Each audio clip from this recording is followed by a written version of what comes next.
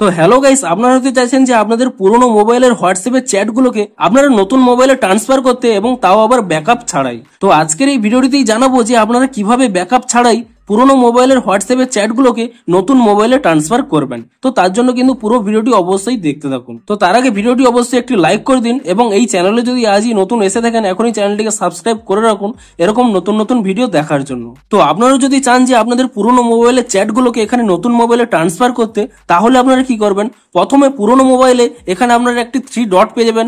আপনি সেই 3 ডটে ক্লিক করে নেবেন এবং তারপর এখানে সেটিংস অপশানে ক্লিক করে নেবেন এবং সেটিংস অপশানে ক্লিক করে নিয়ে আপনার এখানে একটি অপশান পেয়ে যাবেন চ্যাটস বলে।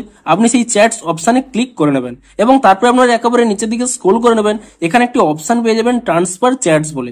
আপনি এই অপশানে ক্লিক করে নেবেন এবং তারপরে এখানে একটি অপশান পেয়ে যাবেন স্টার্ট বলে। আপনি সেই স্টার্ট অপশানে ক্লিক করে নেবেন এবং তারপর এখানে কন্টিনিউ অপশানে ক্লিক করে নেবেন এবং কন্টিনিউ অপশানে ক্লিক করে নিয়ে এখানে কিন্তু অ্যালো করে নেবেন এবং তারপরে পুনরায় এখানে কন্টিনিউ অপশানে ক্লিক করে নেবেন। তো আপনাদের যদি এখানে লোকেশনটি না দেওয়া থাকে আপনারা এখানে লোকেশন অ্যাক্সেসটি দিয়ে দেবেন এবং তারপরে কিন্তু আপনারা এখান থেকে ব্যাক করে নেবেন। তো তাহলে এরকম একটি পেজ চলে আসবে, transfer chat history to android phone. আপনারা কি করবেন, এখানে স্টার্ট অপশানে ক্লিক করে নেবেন এবং তাহলে কিন্তু এখানে একটি কিউআর কোড স্ক্যানার চলে আসবে এবং তারপরে আপনারা কি করবেন, এখানে নতুন মোবাইলে চলে আসবেন।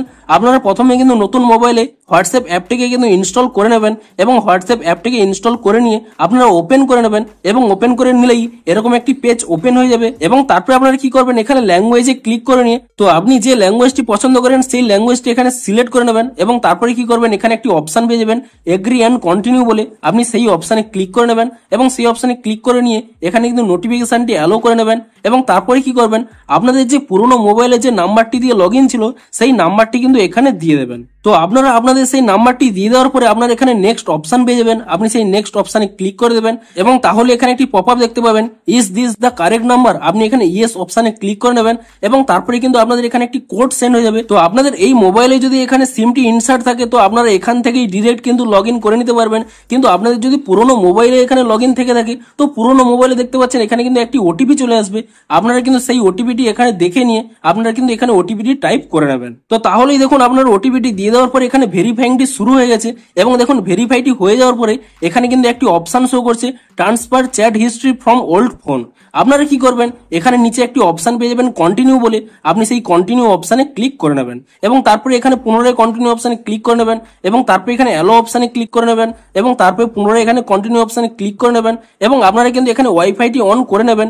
এখানে ওয়াইফাইটি কানেক্ট করতেও পারেন নাও করতে পারেন, শুধুমাত্র কিন্তু এখানে ওয়াইফাই বাটনটি কিন্তু অন করে নেবেন এবং তাহলেই দেখতে পাচ্ছেন এখানে একটি কিউআর কোড রয়েছে। তো আপনারা এই কিউআর কোডটি আপনার পুরোনো মোবাইলে যে কিউআর স্ক্যানার রয়েছে তা দিয়ে কিন্তু আপনারা এখানে স্ক্যান করে নেবেন। তো দেখুন আমি এখানে প্রথমে স্ক্যানটি করে নিচ্ছি।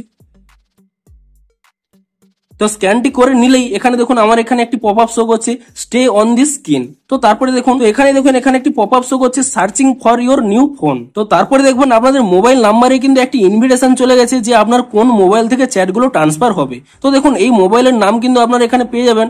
আপনারা কি করবেন, এখানে একসেপ্ট অপশানে ক্লিক করে নেবেন এবং একসেপ্ট অপশানে ক্লিক করে নেওয়ার পরে তারপরে এখানে দেখতেই পাচ্ছেন এখানেও কিন্তু সেই পেজটি ওপেন হয়ে গেছে।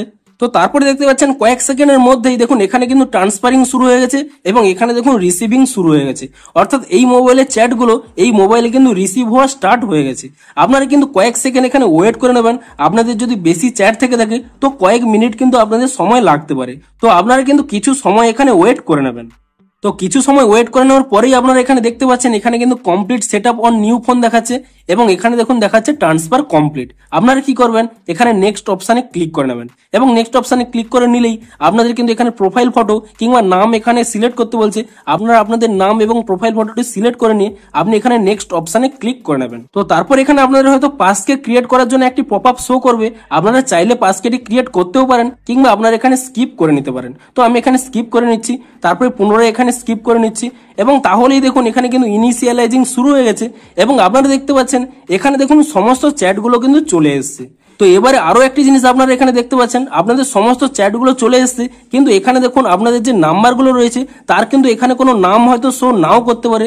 সেটি কারণ কি রয়েছে, আপনাদের যদি পুরনো সিমটি এই মোবাইলেই থেকে থাকেন, আপনারা নতুন মোবাইলে না ইনসার্ট করে থাকেন, তাহলে কি হয় সেই নাম্বারগুলো কোন নামের রয়েছে এই মোবাইল কিন্তু ডিটেক্ট করতে পারে না। তাই জন্য কিন্তু এখানে কোনো নামগুলো হয়তো শো নাও করতে পারে। তো আপনারা যদি পুরনো সিমটা এই নতুন মোবাইলে ইনসার্ট করে নেন তাহলে কিন্তু এই নামগুলোও কিন্তু চলে আসবে। শুধুমাত্র এই মোবাইলের নামগুলো সেভ সেভ করা নেই বলেই এখানে কিন্তু নামগুলো দেখাচ্ছে না, কিন্তু আপনারা দেখতে পাচ্ছেন দেখুন সমস্ত চ্যাটগুলোই কিন্তু চলে এসেছে। এবং আপনারা যদি পুরোনো মোবাইলে এখানে ডান অপশানে ক্লিক করে দেন এবং তাহলে দেখতে পাবেন এখানে কিন্তু দেখাচ্ছে you have been locked out, অর্থাৎ এখান থেকে কিন্তু লগ আউট হয়ে গিয়ে আপনাদের সমস্ত চ্যাটগুলো কিন্তু এখানে চলে আসবে।